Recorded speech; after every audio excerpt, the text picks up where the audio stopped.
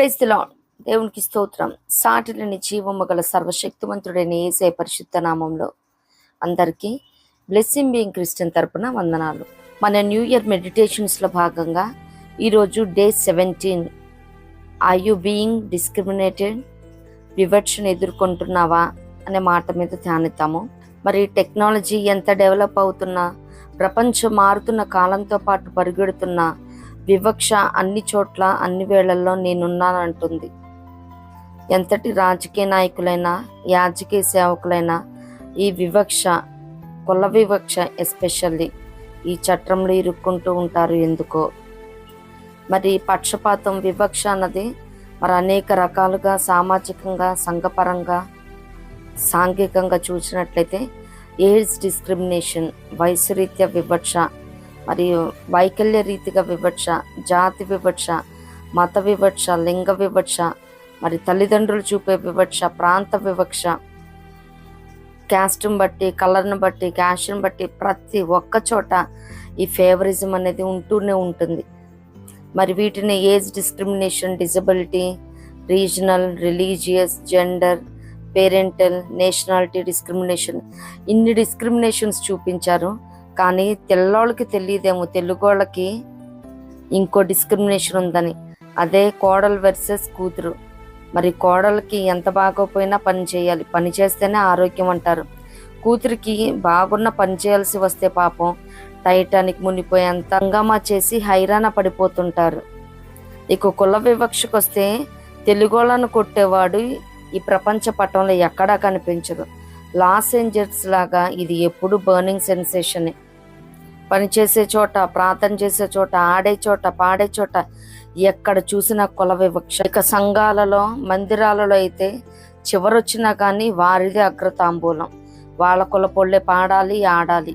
మరి ఆ సేవకుడికి, ఆ అధ్యక్షుడికి వారిని చిట్ట చివరన చూసినా కానీ పొంగుకొని పొర్లుకొచ్చే అభిమానం, మరి ముందొచ్చి ప్రార్థన చేద్దామో పాడాలని వచ్చిన వారి హృదయాలను గాయపరిచేంతగా పెళ్ళి బుక్కుతుంది. వాళ్ళోళ్ళే ఆడాలి, వాళ్ళోళ్ళే పాడాలి. ఇక పనిచేసే చోట ఎంత సిన్సియారిటీతో హార్డ్ వర్క్ చేస్తున్న వారిని కూడా పక్కన తోసేసి వాళ్ళ కులపోల్ని మరి హైప్ క్రియేట్ చేసేవాళ్ళు, అందలాలు ఎక్కించేవాళ్ళు, అధికారాలను కట్టబెట్టేవాళ్ళు. ఈ వివక్ష ఎంతలా పెట్రిల్లిపోతుందంటే నేటి స్వార్థపూరిత సమాజంలో కుటుంబంలో ఉన్న తల్లిదండ్రులు సైతం మంచిగా పర్ఫామ్ చేస్తున్న బిడ్డల్ని ఫేవరిజం చూపిస్తూ ఉన్నారు. ఇక్కడ కూడా వివక్ష ప్రతిదీ కుటుంబం నుంచి ఆరంభం అవుతుందంటారు. మరి ఈ వివక్ష కూడా కుటుంబాల నుంచే ప్రారంభమవుతా ఉన్నాయి. మరి పేరెంటల్ చూపించి ఈ ఫేవరిజం వల్ల పోను బిడ్డల మీద చిన్ననాటి నుండి వారి పసి హృదయాలలో పక్షపాతం అనే ముద్ర పడిపోతూ ఉన్నది. ఇన్ని రకాల పక్షపాతాలుంటే మరి దేవుని లేఖనాలు ఏమి సెలవిస్తూ ఉన్నాయో చూద్దాము. దీనికి కీవర్డ్స్గా అపోస్తుల కార్యములు 10వ అధ్యాయము 34వ వచనం. దేవుడు పక్షపాతి కాడని నిజముగా గ్రహించి ఉన్నాను. మరి ఇది పేతురు గారు అంటున్న మాట అన్నమాట. మరి అదే అపోస్తుల కార్యం 10వ అధ్యాయము 36లో చూస్తాం కదా. యేసు క్రీస్తు అందరికీ ప్రభువు. దేవునికి స్తోత్రం. ఆయన ఏ ఒక్క జాతికో మతానికో దేవుడు కాదండి.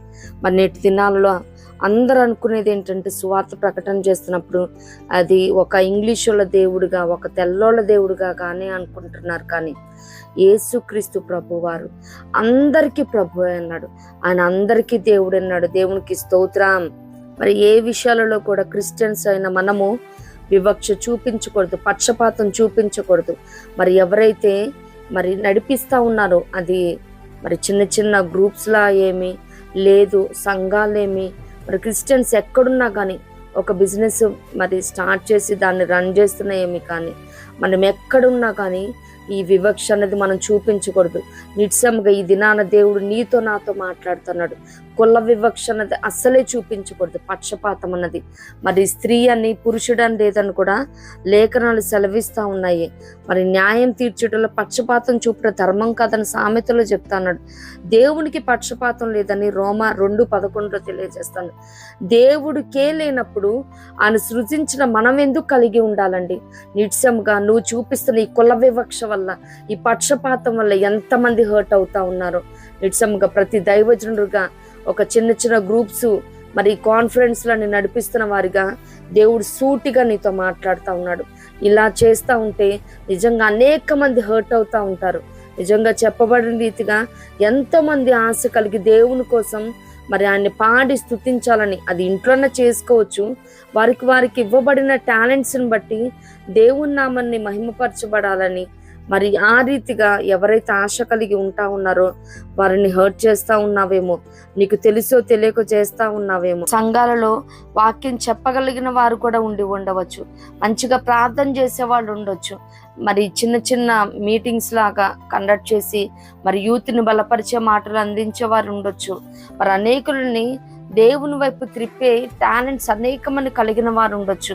మరి వారందరినీ వీళ్ళు మనోళ్ళు కాదు, మన రక్త సంబంధులు కాదు, మన కులం వాళ్ళు కాదని మరి డినై చేస్తూ ఉన్నావేమో. నిజంగా దేవుడు మాట్లాడుతూ ఉన్నాడు. ఈ దినాన ఎవరైతే వివక్షను ఎదుర్కొంటా ఉన్నారో, వివక్ష చూపుతా ఉన్నారో, వివక్ష ఎదుర్కొంటున్న వారు ఒక్కటే జ్ఞాపకం చేసుకోవాలి, నా దేవుడికి పక్షపాతం లేదు. మరి ఇక్కడున్న మనుషులు ఏమైనా చూపించవచ్చేమో కానీ నా దేవుడు ఏ విషయంలో కూడా పక్షపాతం చూపించే దేవుడు కాదని మన విశ్వాసం ధైర్యపరచబడాలి. అలాగే నిజంగా పక్షపాతం చూపిస్తుంటే సరి చేసుకొని ఒప్పుకొని విడిచిపెట్టాలి. యేసు నామంలో దేవునికి స్తోత్రం. గల్తీలో చూడగలుగుతాం కదా, ఇందులో మరి యూదుడని లేదు, గ్రీసు దేశస్థుడని లేదు, దాసుడని లేదు, స్వతంత్రుడని లేదు, పురుషుడని లేదు, స్త్రీ అని లేదు, యేసు క్రీస్తునందు అందరూ ఏకంగా ఉన్నారని లేఖనాలు సెలవిస్తున్నాం. ప్రతి ఒక్కరం కూడా అందరం ఒకటేనండి. ఇక్కడ పెద్ద హైప్ క్రియేట్ చేయటానికి అందరం ఆయన రక్తంలో మరి కడగబడిన వారమే. Everyone is equal in his sight. ఆయన దృష్టిలో ప్రతి ఒక్కరు అందరూ ఒకటే ఉన్నారు. ఇక్కడ మరి హైరార్కీస్ అంటూ ఏమీ లేదు దేవుని దృష్టిలో. ఇది మనం క్రియేట్ చేసుకుంటున్నది, మనం ఫాలో అవుతున్నది మాత్రమే. మరి ఆదికాండం 1వ అధ్యాయంలో మనం చూస్తాం కదా, దేవుడు తన స్వరూపమందు నరుని సృజించెను, దేవుని స్వరూపమందు వాని సృజించెను, స్త్రీని గాను పురుషుని గాను వాని సృజించను లేఖనాలు సెలవిస్తూ ఉన్నాయి. అంత మాత్రమే కాదు కానీ మరి ఆమోసు గ్రంథం అలాగే మీకా ప్రవచన గ్రంథాలు మనం చూసినప్పుడు వారు సమానత్వాన్ని ఎక్కువ ప్రమోట్ చేయటం మనం చూస్తూ ఉన్నాం. దేవునికి స్తోత్రం. ఎవరు కూడా ఏ క్రిస్టియన్ కూడా ఈ రీతిగా ఫేవరిజాన్ని సపోర్ట్ చేయటానికి లేదండి. మరి నాటి దినాలలో దానియేలు గారిని మరి ఆయన మీద తప్పు పట్టాలని చూశారు. ఒక బానిసగా వచ్చాడు యూదుడు, మనకంటే ఏంటి మంచి పొజిషన్లో ఉన్నాడని మరి ఆయన మీద తప్పు పట్టాలని చూశారు. కానీ అయినప్పటికీ దేవుడు గురించి తన నామాన్ని మహిమపరచుకోవటం మనం చూస్తా ఉన్నాం. దావీదు గారి విషయంలో మరి అన్నలందరూ ఆర్మీలో ఉన్నారు, తినడం మాత్రం చిన్న మందనిచ్చి కాచుకోమని మరి అరణ్యాల్లో తెప్పటం మనం చూస్తా ఉన్నాం. అయినప్పటికీ దేవుని కనుదృష్టిలో తను ఉన్నాడు కాబట్టి ఆర్మీలో, అలాగే వారు యుద్ధశాలురు, మరి యుద్ధాలు చేయటంలో ఆరితేరిన వాళ్ళు, వాళ్ళని కాదని గొల్యాతుని చంపటానికి తనకి శక్తిని సామర్థ్యాన్ని అనుగ్రహించున్నాడు. దేవునికి స్తోత్రం. తన తలను పైకెత్తి వారి అన్నల ముందే అభిషేకించబడేటట్టుగా చేశాడు. దేవునికి స్తోత్రం. అంత మాత్రమే కాదు, కలలు కనేవాడని మరి తల్లి లేని బిడ్డని మరి నీచాతి నీచంగా తృణీకార భావంతో చూసిన యోసేపుని దేవుడు మరి దేశానికి ప్రధానిగా చేసి మరి అన్న కుటుంబాలని పోషించే పోషణకర్తగా చేశాడు. దేవునికి స్తోత్రం. తన చావునే వారు కోరుకొని ఉన్నారు కానీ వారందరూ బ్రతకటానికి బ్రతుకునిచ్చాడు. దేవుని కృపను బట్టి, దేవుని ప్రేమను బట్టి. దేవునికి స్తోత్రం. నాటి దినాలలో మన పితరులు మరి అనేక మంది ఇటువంటి అవమానకరమైన వివక్షలను కుటుంబం నుంచి ఎదుర్కొని ఉన్నారు. మరి అయినప్పటికీ దేవుడు ఏ మాత్రం విడిచిపెట్టలేదు. వారిని ఘనంగా నిలబెట్టాడు, వారిని బలపరిచారు, వారిని స్థిరపరచడం మనం చూస్తాం. దేవునికి స్తోత్రం. మెప్పు, మరి గొప్ప పేరు, ఖ్యాతి వారికి ఇవ్వటం మనం చూస్తా ఉన్నాం. మనం కూడా నిశ్చయముగా ఇటువంటి వివక్షను ఎదుర్కొంటా ఉంటే నా దేవుడికి పక్షపాతం లేదు. నా పితరులు అనేక మంది ఈ వివక్షను ఎదుర్కొన్నారు, అయినప్పటికీ దేవుడు వారిని విడిచిపెట్టలేదు, వారిని ఘనపరిచాడు. నిశ్చయముగా ప్రతిదీ కూడా లేఖనాన్ని ఎత్తిపట్టి మనం క్లెయిమ్ చేస్తున్నప్పుడు మన ఆదరణ పొందుకుంటాము. ఏ విషయంలో కూడా పక్షపాతం చూపబడతా ఉన్నప్పటికీ మనం దేవునికి అప్పజెప్పుకున్నప్పుడు ఎవరైతే వివక్ష చూపుతా ఉన్నారో వారిని దేవుడు గద్దించి నిశ్చయముగా నిన్ను గద్దెనెక్కించే దేవుడు అన్నాడు. దేవునికి స్తోత్రం. ఆయన దీనులకు కృపనిచ్చే దేవుడే ఉన్నాడండి. మనం మాత్రం ఎవరు కూడా ఇటువంటి విధంగా పక్షపాతం చూపకూడదు. మరి పక్షపాతం చూపకుండా ఉందాము. మరి మన పితరులు కనపరచబడిన రీతిగా మనం కూడా అటువంటి ఆనర్ దేవుని యొద్ద నుంచి పొందుకుందాం. ఇటు కృప ప్రభు మనందరికీ అనుగ్రహించును గాక. ప్రభు కృప మనందరికీ తోడైండును గాక. ఆమేన్.